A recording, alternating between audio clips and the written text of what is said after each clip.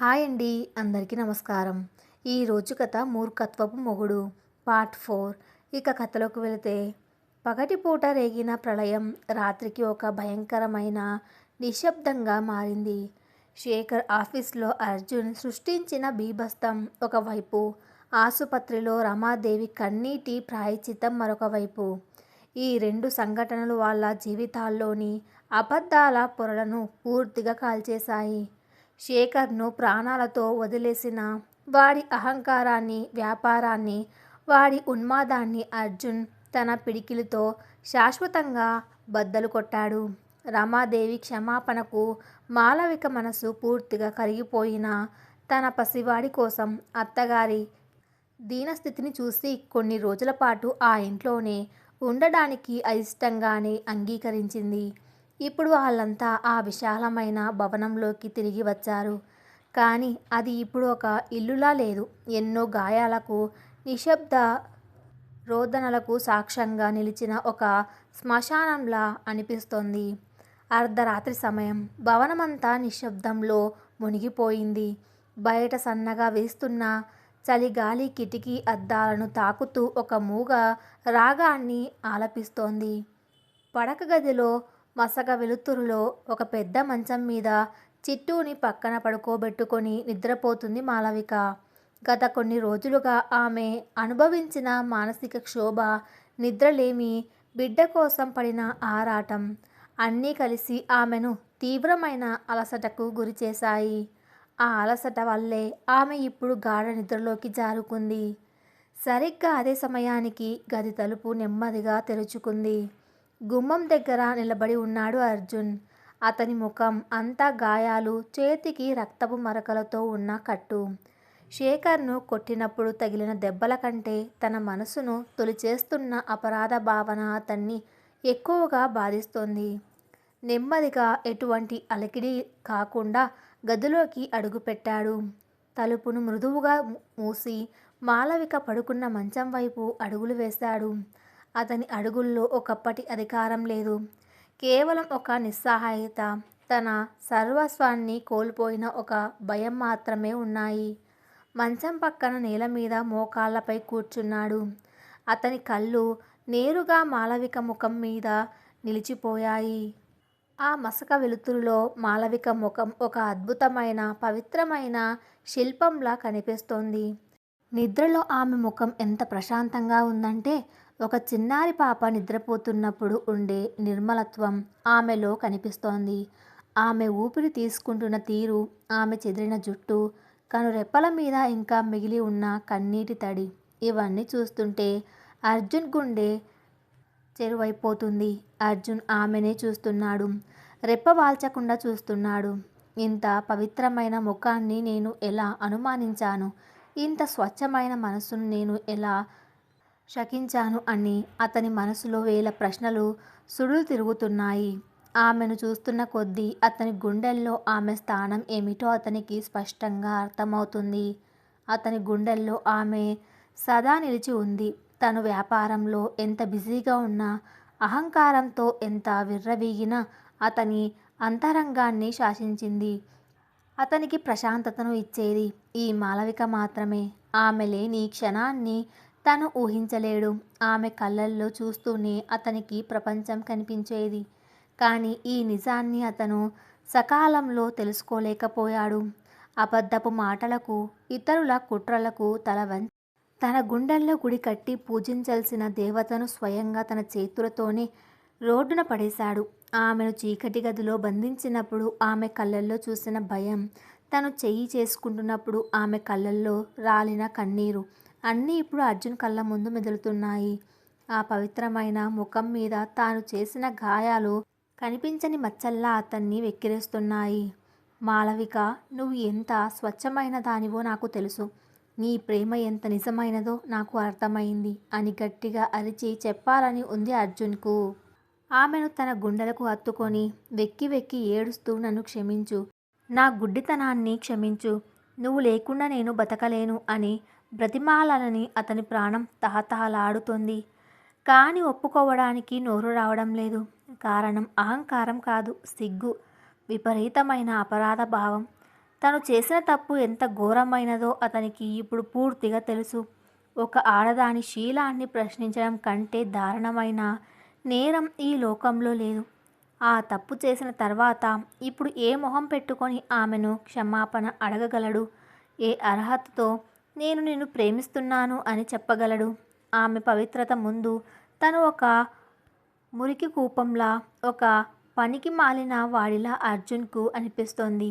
ఆమె కళ్ళలోకి సూటిగా చూసి మాట్లాడే ధైర్యం అతనికి లేదు. అందుకే ఆమె మెలకువగా ఉన్నప్పుడు దూరం నుంచే చూస్తూ ఉండిపోయాడు. ఇప్పుడు ఆమె నిద్రపోతున్న ఈ ఏకాంతంలో కనీసం ఆ ముఖాన్ని చూసి తన బాధను కళ్ళ ద్వారానే చెప్పుకోవాలని ఇక్కడికి వచ్చాడు. నేను రాక్షసుడిని మాలవిక. నీ ప్రేమను పొందే అర్హత నాకెప్పుడో పోయింది. నువ్వు నన్ను ద్వేషిస్తున్నావని నాకు తెలుసు. కానీ నా గుండెలో ప్రతి ధమని నీ పేరే జపిస్తోంది. నీకు దూరం కావాలన్న ఆలోచనే నన్ను నిలువున దహించి వేస్తుంది అని మనసులోనే కుమిలిపోతూ మౌనంగా రోదిస్తున్నాడు అర్జున్. అతని కళ్ళల్లో నుంచి రాలుతున్న కన్నీళ్లు నేలను తడుపుతున్నాయి. గదిలోని ఆ నిశ్శబ్దంలో అర్జున్ పశ్చాత్తాపం ఒక మూగ రోదనలా మిగిలిపోయింది.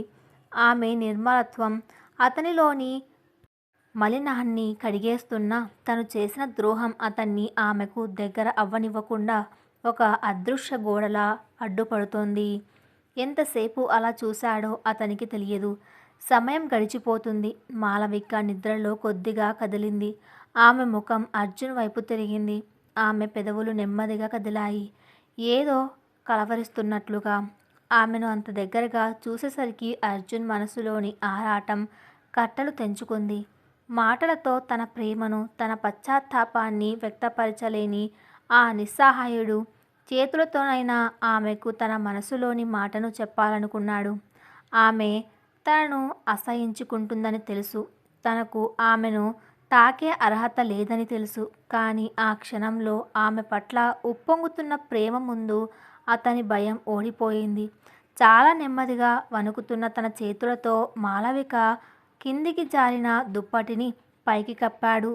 ఆమె కళ్ళ ముందు పడిన ఒక చిన్న ముంగురును తన వేలితో అతి మృదువుగా పక్కకు తప్పించాడు. ఆ చిన్న స్పర్శకే అతని శరీరంలో కరెంటు ప్రవహించినట్లు అయ్యింది.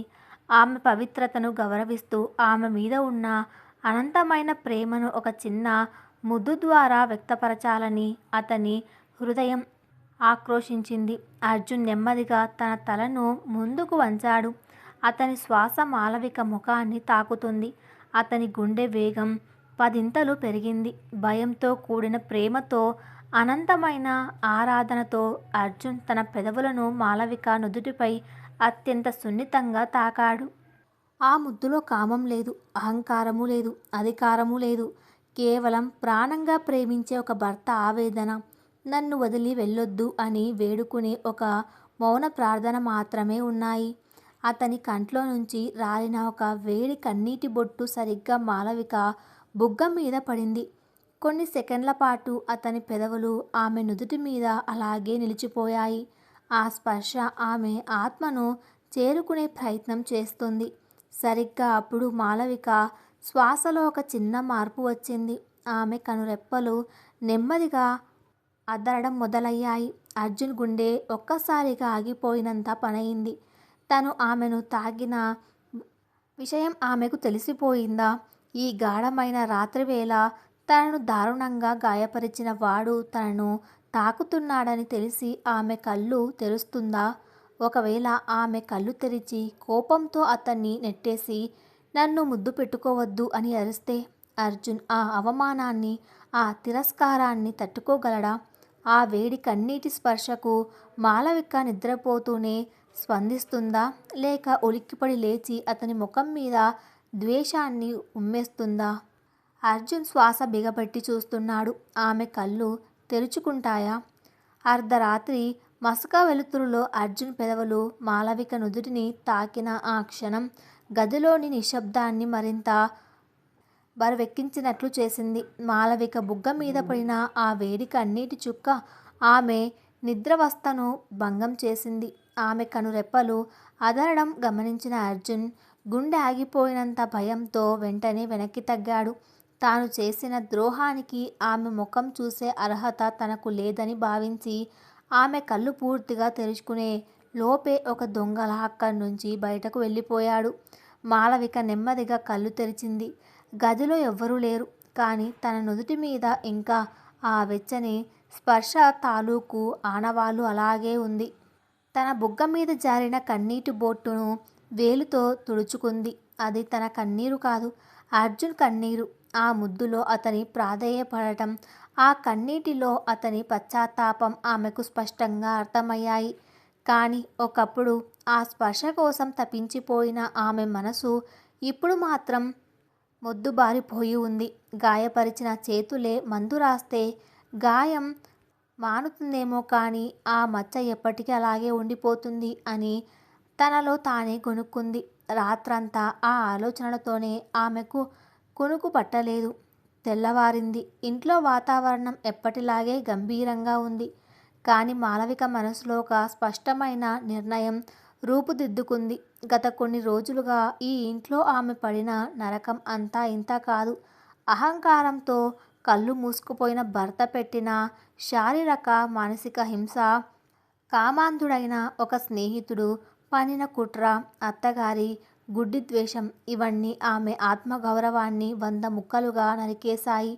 ఇప్పుడు నిజం తెలిసింది. అత్తగారు మోకాళ్ళ మీద కూర్చుని క్షమాపణ అడిగారు. భర్త పశ్చాత్తాపంతో కన్నీరు కారుస్తున్నాడు. అంతా సద్దుమణిగింది కదా అని కాపురం చేసుకోవడానికి ఆమె మనసు అంగీకరించడం లేదు. ఎందుకంటే తప్పు జరిగిన ప్రతిసారి సారీ చెప్పి సర్దుకోవడానికి ఇది ఏదో చిన్న పొరపాటు కాదు. ఒక ఆడదాని శీలాన్ని ప్రశ్నించడం, పవిత్రత మీద నింద వేయడం అనేది క్షమించరాని నేరం. నేను ఏ తప్పు చేయలేదని నిరూపించుకున్న తర్వాతే ఈ ఇంట్లో నాకు స్థానం దక్కింది. అంటే ఈ బంధానికి పునాది ప్రేమ కాదు, కేవలం సాక్ష్యాలు మాత్రమే. నమ్మకం లేని చోట, నా క్యారెక్టర్ని అనుమానించిన చోట నేను ఒక్క క్షణం కూడా ఉండలేను అని ఆమె మనసు గట్టిగా తీర్మానించుకుంది. నిన్న రాత్రి అర్జున్ పెట్టిన ముద్దు, అతని కన్నీరు ఆమెను చలింపజేసిన బుద్ధి మాత్రం ఆమెను వెనక్కి లాగుతుంది. ఈ ఇంట్లో ఉంటే ఆ చీకటి గది, ఆ దెబ్బ, ఆ అవమానాలు రోజుకోసారి ఆమెను మానసికంగా చంపుతూనే ఉంటాయి. తన మానసిక ప్రశాంతత కోసం, తన బిడ్డ భవిష్యత్తు కోసం ఆమె తన పుట్టింటికి, అంటే తన అన్నయ్య కార్తిక్ దగ్గరకు వెళ్ళిపోవాలని నిర్ణయించుకుంది. ఉదయం 10 గంటలు అవుతుంది. చిట్టుకి స్నానం చేయించి వాడికి ఇష్టమైన బట్టలు వేసి పక్కన బొమ్మలు పెట్టి ఆడుకోమని చెప్పింది మాలవిక. నెమ్మదిగా వార్డ్రోబ్ తెరిచింది. అల్మారా పైభాగంలో ఉన్న 2 పెద్ద సూటు కేసులను కిందకు దించింది. వాటిని తెరిచి బెడ్ మీద పెట్టింది. బట్టలు సర్దడం మొదలుపెట్టింది. ఒక్కో చీరను మడత పెడుతుంటే ఒక్కో జ్ఞాపకం ఆమె మనసును తొలిచేస్తుంది. ఈ ఎర్ర రంగు చీర వాళ్ళ మొదటి యానివర్సరీకి అర్జున్ ఇష్టపడి కొన్నది. ఈ పట్టు చీర చిట్టు పుట్టినప్పుడు అతను బహుమతిగా ఇచ్చింది. ఈ డ్రెస్ వాళ్ళిద్దరూ కలిసి హనీమూన్కి వెళ్ళినప్పుడు వేసుకున్నది. ప్రతి బట్టకు ఒక కథ ఉంది. ప్రతి దారానికి అర్జున్ ప్రేమ తాలూకు వాసన అంటిపెట్టుకొని ఉంది. బట్టలు సర్దుతున్న ఆమె చేతులు వణుకుతున్నాయి. కళ్ళల్లో నుంచి నీళ్లు ధారగా కారుతున్నాయి. అసంకల్పితంగా ఒక చీరను గుండెకు హత్తుకొని నిశ్శబ్దంగా వెక్కి వెక్కి ఏడ్చింది. ప్రేమ లేక కాదు, ఆమె ఇల్లు వదిలి వెళ్తోంది. ఆ ప్రేమకు గౌరవం దక్కలేదన్న బాధతో వెళ్తుంది. తన హృదయంలో అర్జున్ పట్ల ఇంకా ఎంత ప్రేమ ఉందో ఆమెకు తెలుసు. కానీ ఆత్మగౌరవం ముందు ఆ ప్రేమను బలి చేయక తప్పడం లేదు. తన బట్టలతో పాటు చిట్టు బట్టలు, వాడి మందులు, బొమ్మలు అన్నీ ఒక్కొక్కటిగా సూటు కేసులో సర్దుతోంది. సరిగ్గా అప్పుడే తలుపు సందులో నుంచి ఈ దృశ్యాన్ని చూసింది రమాదేవి. కోడలు పెట్టెలు సర్దుకుంటున్న తీరు చూసి ఆమె గుండె పగిలిపోయింది. లోపలికి వచ్చి వెళ్ళొద్దు తల్లి అని బ్రతిమలాడాలనిపించింది. కానీ నిన్న తను మోకాళ్ళ మీద కూర్చున్నప్పుడే మాలవిక ఒక మాట చెప్పింది. దయచేసి నన్ను ఆపకండి. మీరు మారారు అని నాకు సంతోషంగా ఉంది. కానీ ఇక్కడ ఉండడానికి నా మనసు చచ్చిపోయింది అని. అందుకే రమాదేవి గుమ్మం బయట నిలబడి కన్నీళ్లు తుడుచుకుంటూ మౌనంగా ఉండిపోయింది. సూటు కేసులు సర్దడం పూర్తయింది. వాటిని జిప్ వేసి మంచం కిందకు దించింది మాలవిక. కన్నీళ్లు తుడుచుకొని చిట్టూని ఎత్తుకోవడానికి వెళ్ళింది. సరిగ్గా ఆ సమయంలో గది గుమ్మం దగ్గర ఒక అలికిడి అయ్యింది. మాలవిక తల తిప్పి చూసింది. గుమ్మం దగ్గర అర్జున్ నిలబడి ఉన్నాడు. అతని కళ్ళు బెడ్ కింద ఉన్న సూట్ కేసుల మీద పడ్డాయి. ఆ పెట్టెలను చూడగానే అతని గుండెలో ఒక పెద్ద పిడుగు పడినట్లు అయింది. ఊపిరి ఆగిపోయింది. తన సర్వస్వం శాశ్వతంగా దూరమైపోతుందన్న భయం అతన్ని నిలువున దహించి వేస్తోంది. అతని గొంతు ఎండిపోయింది. కాళ్ళు వణుకుతున్నాయి. మాలవిక అతని వైపు ఒక క్షణం చూసి మళ్ళీ తలదించుకుంది. ఆమె ముఖంలో ఎటువంటి భావము లేదు. చిట్టూని ఎత్తుకొని భుజానికి తన హ్యాండ్ బ్యాగ్ తగిలించుకుంది. సూట్ కేసు హ్యాండిల్ పట్టుకొని గుమ్మం వైపు నడవడం మొదలుపెట్టింది. ఇద్దరి మధ్య కొద్ది అడుగుల దూరం మాత్రమే ఉంది. గదిలో వాతావరణం ఎంత గంభీరంగా ఉందంటే గాలి కూడా స్తంభించిపోయినట్లు అనిపిస్తోంది. అర్జున్ లోపలికి రావడం లేదు. అలాగని ఆమెను వెళ్ళనిస్తూ దారి ఇవ్వడం లేదు. సరిగ్గా గుమ్మం మధ్యలో అడ్డుగా నిలబడ్డాడు. మాలవిక వచ్చి అతని ముందు ఆగింది. దారి ఇవ్వు అన్నది మాలవిక చాలా నెమ్మదిగా కానీ దృఢంగా. అర్జున్ కదలట్లేదు. అతని చూపులు ఆమె ముఖం మీదే ఉన్నాయి. ఆమె కళ్ళల్లో తాను చేసిన గాయాల తాలూకు నిశ్శబ్దం రోదన స్పష్టంగా కనిపిస్తుంది.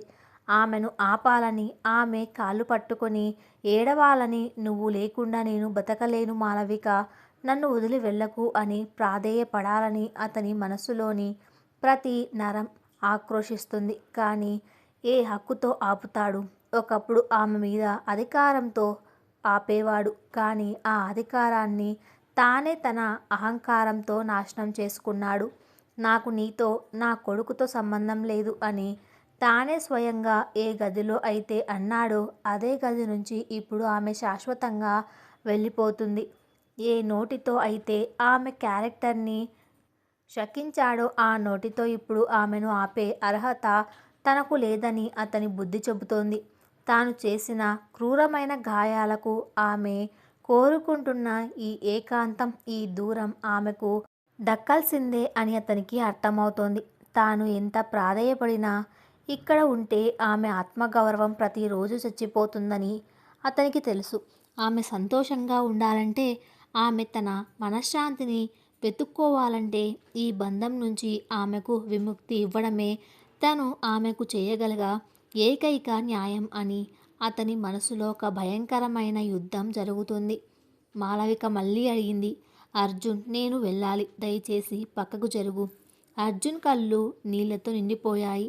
ఆ కన్నీళ్లు అతని గడ్డం మీదుగా జారి కింద పడుతున్నాయి. అతని పెదవులు వణుకుతున్నాయి. చాలా కష్టపడి తనలో ఉప్పొంగుతున్న బాధను అణిచిపెట్టుకొని తన గుండెను తానే కత్తితో కోసుకుంటూ ఎంతో వేదనతో అన్నాడు, వెళ్ళిపో. ఆ ఒక్క మాట ఆ గది గోడలకు తగిలి 100 సార్లు ప్రతిధ్వనించింది. మాలవిక ఒక్కసారిగా ఉలిక్కిపడింది. ఆమె అడుగులు అక్కడే ఆగిపోయాయి.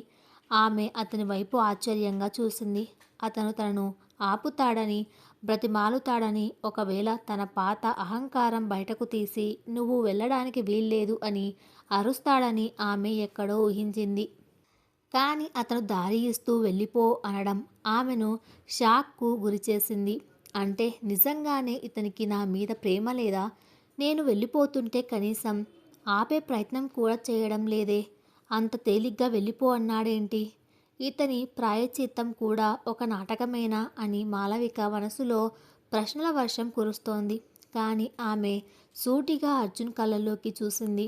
అక్కడ ఆమెకు అహంకారం కనిపించలేదు. నిర్లక్ష్యం కనిపించలేదు. ఆ కళ్ళల్లో ప్రాణం పోతున్న ఒక మనిషి ఆఖరి చూపులో ఉండే ఆర్తి ఉంది. అనంతమైన వేదన ఉంది. నువ్వు వెళ్ళిపోతే నేను బతకలేను. కానీ నీ కోసం నిన్ను పంపిస్తున్నాను అని వేడుకుంటున్న ఒక మూగ రోదన ఆ కళ్ళల్లో స్పష్టంగా కనిపిస్తుంది. అతని పెదవులు వెళ్ళిపో అంటున్నాయి. కానీ అతని కళ్ళు నన్ను వదిలి వెళ్ళకు అని ఆమె కాళ్ళు పట్టుకుంటున్నాయి. ఆ చూపులోని నిజాయితీని, ఆ ఆర్తిని మాలవిక చదవగలిగింది. ఒకప్పుడు ఆ కళ్ళల్లో చూసే ఆమె ప్రపంచాన్ని జయించగలను అనిపించింది.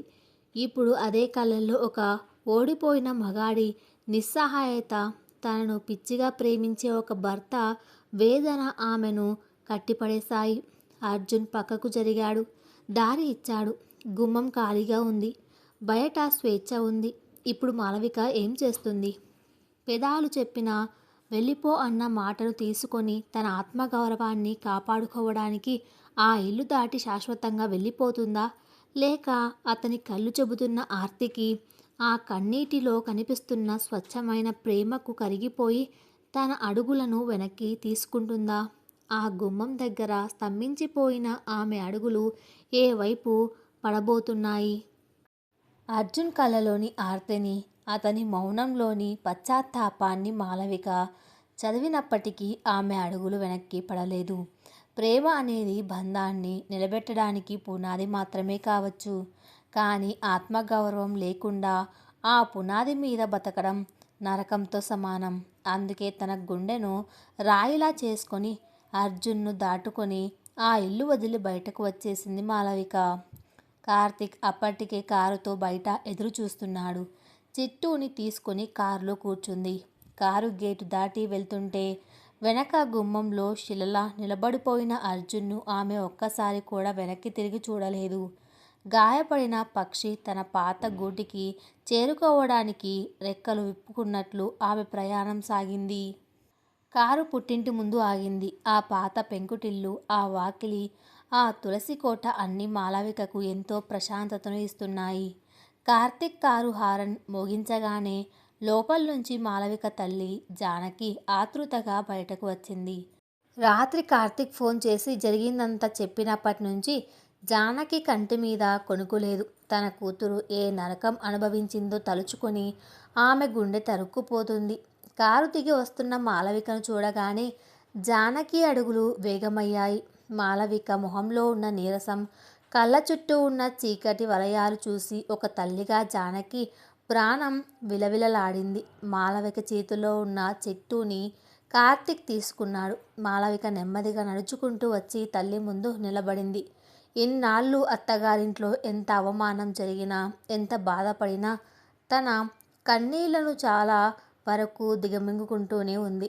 ఒక రాయల్ ఫ్యామిలీ కోడలిగా తన హుందాతనాన్ని, ఆత్మగౌరవాన్ని కాపాడుకోవడానికి ఎంతో పోరాడింది. కానీ ఎప్పుడైతే తనని కన్న తల్లి స్పర్శ తగిలిందో, ఇన్నాళ్ళు ఆమె కట్టిపెట్టిన కన్నీటి ఆనకట్ట ఒక్కసారిగా బద్దలైంది. అమ్మా అని గట్టిగా అరుస్తూ జానకి మెడ చుట్టూ చేతులు వేసి బోరున ఏడ్చేసింది మాలవిక. ఏడవకు తల్లి, నేనున్నాను కదా, నీకేం కాలేదురా కన్నా, నేనున్నాను అంటూ జానకి కూతురి వీపు నిమురుతూ తాను కన్నీరు మున్నీరుగా ఏడ్చింది. ఆ రోజు మధ్యాహ్నం జానకి ఒడిలో తల పెట్టుకొని గంటల తరబడి ఏడ్చింది మాలవిక. నన్ను ఒక ద్రోహిలా చూశాడమ్మా. నా క్యారెక్టర్ను అనుమానించాడు. వాడు కొట్టిన దెబ్బకు నా శరీరం మీద గాయం పడలేదు, కానీ నా ఆత్మ ముక్కలయ్యింది. నన్ను ప్రాణంగా ప్రేమించానని చెప్పిన వాడే ఒక పనికి మాలిన వాడి మాటలు విని నన్ను రోడ్డున పడేశాడు. నా పవిత్రతను నిరూపించుకోవాల్సిన కర్మ నాకు పట్టిందమ్మా అంటూ వెక్కి వెక్కి ఏడ్చింది. జానకి ఆమె జుట్టు నిమురుతూ, వాడు ఒక అహంకారి. వాడికి నీ విలువేంటో తెలియలేదు. నువ్వు నా ధైర్యలక్ష్మివిరా. జరిగినవి అన్నీ మర్చిపో. ఈ ఇల్లు నీది. ఇక్కడ నిన్ను ఎవ్వరు మాట అనరు అని ఓదార్చింది. తన మనసులో పేరుకుపోయిన బాధను, అవమానాన్ని, కోపాన్ని మొత్తం తల్లి దగ్గర వెళ్ళగక్కేసరికి మాలవిక మనసులోని భారం చాలా వరకు దిగిపోయినట్లు అనిపించింది. పుట్టింటికి వచ్చి వారం రోజులు గడిచింది. అర్జున్ ఇంటికి ఈ ఇంటికి చాలా వ్యత్యాసం ఉంది. అక్కడ అంతా లగ్జరీ, వందల మంది పనివాళ్ళు ఉన్నా ఒక భయంకరమైన నిశ్శబ్దం, ఎప్పుడు ఒక ఉద్రిక్త వాతావరణం ఉండేది. కానీ ఇక్కడ అలా కాదు. సామాన్యమైన ఇల్లే అయినా ఇక్కడ స్వేచ్ఛ ఉంది, ప్రేమ ఉంది. ముఖ్యంగా చిట్టు ఈ వాతావరణానికి చాలా త్వరగా అలవాటు పడిపోయాడు. వాడికి అత్తగారింట్లో పెద్ద పెద్ద బొమ్మలు ఉన్నా ఆడుకోవడానికి ఎవ్వరూ ఉండేవాళ్ళు కారు. కానీ ఇక్కడ అలా కాదు. కార్తిక్ ఆఫీసు నుంచి రాగానే వాడితో గంటలు గంటలు ఆడుకుంటున్నాడు. ఉదయం పూట జానకి వెంటే తిరుగుతూ వాడు చేస్తున్న అల్లరి అంతా ఇంతా కాదు. ఒకరోజు మధ్యాహ్నం పెరట్లో తులసి కోట దగ్గర కూర్చొని ఉంది మాలవిక. చేతిలో ఒక కాఫీ కప్పు ఉంది. ఆమె కళ్ళు ఎదురుగా ఆడుకుంటున్న చిట్టు మీద ఉన్నాయి. అమ్మమ్మ నన్ను పట్టుకో, నేను పారిపోతున్నా అంటూ చెట్టు అటు ఇటు పరుగులు తీస్తున్నాడు. జానకి జానకి ఉత్తుత్తుగానే వాడి వెనక పరిగెడుతూ, ఒరేయ్ చెట్టు, దొరికావో దంచుతానే అంటూ నవ్వుతూ వాడితో ఆడుకుంటుంది. వాడు పడిపోకుండా ఆమె తీసుకుంటున్న జాగ్రత్త, వాడి కిలకిల నవ్వులు ఆ పెరటంతా మారుమోగుతున్నాయి. చిట్టు నవ్వు చూస్తుంటే మాలవిక పెదవులపై కూడా అనుకోకుండా ఒక అందమైన చిరునవ్వు వికసించింది. గత కొన్ని నెలలుగా ఆమె ఆ నవ్వును మర్చిపోయింది. అత్తగారింట్లో ఎప్పుడూ ఏదో ఒక గొడవ, ఏడుపులు, అపార్థాలతోనే ఆమె ముఖం వాడిపోయి ఉండేది. ఇప్పుడు ఈ క్షణంలో ఆమె గుండె మీద ఉన్న ఒక పెద్ద బండరాయి తొలగిపోయినట్లు అనిపించింది. జీవితం అంటే కేవలం ఒక మగాడి ప్రేమ కోసం తపించిపోవడం మాత్రమే కాదు. నా సంతోషం, నా బిడ్డ నవ్వు, ఇవే నాకిప్పుడు ముఖ్యం. నన్ను అర్థం చేసుకోలేని వాడి కోసం ఏడ్చే సమయం అయిపోయింది అని ఆమె మనసు స్థిరపడింది. అర్జున్ పట్ల ఇంకా ప్రేమ ఉన్న ఆ ప్రేమ కోసం తన ఆత్మగౌరవాన్ని తాకట్టు పెట్టకూడదని ఆమె నిర్ణయించుకుంది. నెమ్మదిగా ఆమె కోలుకుంటుంది. తనను తాను మళ్ళీ వెతుక్కుంటుంది. ఇక్కడ మాలవిక మనసు తేలిక పడుతుంటే అక్కడ అర్జున్ ఇల్లు మాత్రం అక్షరాల నరకంగా మారింది. మాలవిక వెళ్ళిపోయినప్పటి నుంచి అర్జున్ ఒక పిచ్చివాడిలా తయారయ్యాడు. సరిగ్గా నిద్రపోవడం లేదు, భోజనం చేయడం లేదు. శేఖర్ మీద పగ తీర్చుకున్నాక వాడిలో ఉన్న కోపం పూర్తిగా చల్లారిపోయింది. కానీ ఇప్పుడు విపరీతమైన ఒంటరితనం అతన్ని దహించివేస్తుంది. ఆ పెద్ద ఇంట్లో మాలవిక జ్ఞాపకాలు అతన్ని వెంటాడుతున్నాయి. ఆమె వాడిన వస్తువులు, ఆమె అడుగుల చప్పుడు, చిట్టు ఆడుకున్న బొమ్మలు అన్నీ చూసి వెక్కి వెక్కి ఏడుస్తున్నాడు. ఆఫీస్కు వెళ్ళడం మానేశాడు. రమాదేవి ఎంత బ్రతిమలాడినా కనీసం గదిలో నుంచి బయటకు రావడం లేదు. తను తన చేతులతోనే తన ప్రపంచాన్ని తగలబెట్టుకున్నానన్న నిజం అతన్ని ప్రతి క్షణం చంపుతుంది. ఒకరోజు సాయంత్రం సూర్యుడు అస్తమిస్తున్న సమయం. గాలి నెమ్మదిగా వీస్తుంది. మాలవిక పుట్టింటికి సుమారు 20 అడుగుల దూరంలో ఉన్న ఒక పెద్ద చెట్టు కింద అర్జున్ కారు ఆగి ఉంది. కారులో స్టీరింగ్ పట్టుకొని కూర్చున్నాడు అర్జున్. అతని ముఖంలో గడ్డం పెరిగిపోయి, కళ్ళు గుంటలు పడిపోయి, ఒకప్పటి ఆ అహంకారం ఆనవాలు ఎక్కడా కనిపించడం లేదు. కేవలం తన భార్యను, బిడ్డను ఒక్కసారైనా చూడాలని ప్రాణాలు అరచేతిలో పెట్టుకొని ఇక్కడికి వచ్చాడు. గత 3 రోజులుగా రోజు సాయంత్రం ఇక్కడికి రావడం, దూరం నుంచి ఆ గేటు వైపు చూడడం, ధైర్యం సరిపోక చీకటి పడ్డాక వెళ్ళిపోవడం, ఇదే అతని దినచర్యగా మారింది. ఈరోజు అతను ఎలాగైనా లోపలికి వెళ్ళాలని నిర్ణయించుకున్నాడు. కార్ డోరు తీసుకుని నెమ్మదిగా కిందకు దిగాడు. వాళ్ళ ఇంటి గేటు వైపు అడుగులు వేశాడు. వాళ్ళ ప్రహరీ గోడ కొంచెం ఎత్తు తక్కువగానే ఉంది. లోపల నుంచి చిట్టు ఆడుకుంటున్న అలికిడి వినిపిస్తోంది. అర్జున్ అడుగులు గేటు దగ్గరకు రాగానే ఆగిపోయాయి. అతని చేతులు ప్యాంట్ జోబుల్లో ఉన్నాయి. గుండె వేగంగా కొట్టుకుంటుంది. లోపలికి వెళ్ళాలని అడుగు ముందుకు వేస్తున్నాడు. కానీ వెంటనే ఏదో అదృశ్య శక్తి అతన్ని వెనక్కి లాగుతుంది. ఏ ముఖం పెట్టుకొని వెళ్ళాలి? అతని అంతరాత్మ అతన్ని ప్రశ్నిస్తోంది.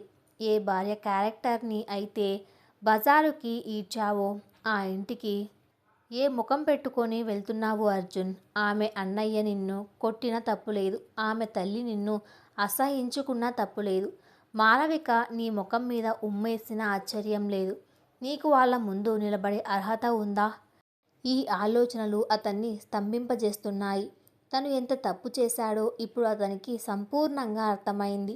ఒకప్పుడు తన హోదా ముందు వాళ్ళు ఎంతటి వాళ్ళు అనుకున్నాడు. కానీ ఇప్పుడు ఒక పవిత్రమైన ఆడదాని ముందు తను ఒక మురికి కూపంలాగా ఫీల్ అవుతున్నాడు. లోపల చిట్టు గొంతు వినిపిస్తుంటే పరిగెత్తుకు వెళ్ళి వాడిని ముద్దాడాలని తపన పడుతున్నాడు. కానీ ఆ హక్కు తనకు లేదన్న నిజాన్ని జీర్ణించుకోలేకపోతున్నాడు. గేటు ఊచులు పట్టుకొని తల దించుకొని అలా నిలబడిపోయాడు అర్జున్. అతని కళ్ళల్లో నుంచి రాలుతున్న కన్నీళ్లు నేలను తడుపుతున్నాయి. నన్ను క్షమించు మాలవిక, నేను ఒక పనికి మాలిన వాడిని అని కొనుక్కుంటున్నాడు. లోపలికి వెళ్ళలేక, అక్కడి నుంచి వెనుదిరగలేక ఆ గేటు బయటే ఒక అనాథలా నిలబడిపోయాడు. చిట్టు చీకటి పడుతుందిరా, ఇక ఆట చాలు, లోపలికి రా అంటూ జానకి చిట్టు చేతులు కడిగించి లోపలికి తీసుకువెళ్ళింది. తులసి కోట దగ్గర దేవుడికి దీపం పెట్టడానికి అగ్గిపెట్టె కోసం చూసింది జానకి. అది అయిపోయింది. ఇంటి బయట ఉన్న చిన్న కొట్టుకి వెళ్ళి అగ్గిపెట్టె తెచ్చుకుందాం అనుకుంటూ గేటు వైపు నడిచింది జానకి. సరిగ్గా ఆమె గేటు దగ్గరికి వచ్చేసరికి గేటు అవతల ఊచలు పట్టుకొని తల దించుకొని ఏడుస్తూ నిలబడి ఉన్న అర్జున్ ఆమెకు కనిపించాడు. జానకి అడుగులు ఒక్కసారిగా ఆగిపోయాయి. ఆమె కళ్ళు ఆశ్చర్యంతో కోపంతో పెద్దవయ్యాయి. గేటు దగ్గర అలికిడి అవ్వగానే అర్జున్ ఉలిక్కిపడి తల పైకెత్తాడు. ఎదురుగా తన అత్తగారు జానకి. ఇద్దరి కళ్ళు కలుసుకున్నాయి. అర్జున్ గుండె ఆగిపోయినంత పనయింది. అతను భయంతో ఒక్క అడుగు వెనక్కి వేశాడు. తన దొంగతనం పట్టుబడిన వాడిలా వణికిపోయాడు. అత్తయ్య అని అతని నోటి నుంచి మాట రావడం లేదు. జానకి చూపుల్లో విపరీతమైన కోపం, అసహ్యం స్పష్టంగా కనిపిస్తున్నాయి. తన కూతురి జీవితాన్ని నరకం చేసి ఆమెను రోడ్డున పడేసిన ఈ అహంకారి ఈరోజు తన ఇంటి గేటు బయట ఒక బిచ్చగాడిలా నిలబడి ఉండడం ఆమె చూస్తుంది. ఒక తల్లిగా జానకి ఇప్పుడు ఏం చేస్తుంది? కోపంతో గేటు తీసుకొని బయటకు వెళ్ళి అర్జున్ చంప చెల్లుమనిపిస్తుందా? నా కూతురి జీవితం నాశనం చేసింది చాలక ఇక్కడికి ఎందుకు వచ్చావు అని రోడ్డు మీద పరువు తీస్తుందా? లేక అర్జున్ కళ్ళల్లోని పశ్చాత్తాపాన్ని, అతని దీనస్థితిని చూసి ఒక తల్లి మనసుతో వాడిని లోపలికి ఆహ్వానిస్తుందా? మాలవికకు ఈ విషయం తెలిస్తే ఆమె రియాక్షన్ ఎలా ఉండబోతుంది? కథ ఇంకా ఉంది. అది నెక్స్ట్ పార్ట్లో కొనసాగించబడుతుంది. Thanks for listening.